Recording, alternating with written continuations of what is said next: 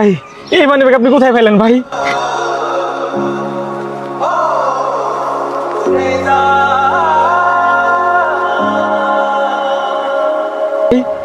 এই money bag হারাই গেছিল, আমার চিন্তা করে নিয়ে গেছিল ভাই। আপনি জানেন না এই মানি ব্যাগ কত টাকা ছিল, আমার বাপের অপারেশনের টাকা ছিল ভাই।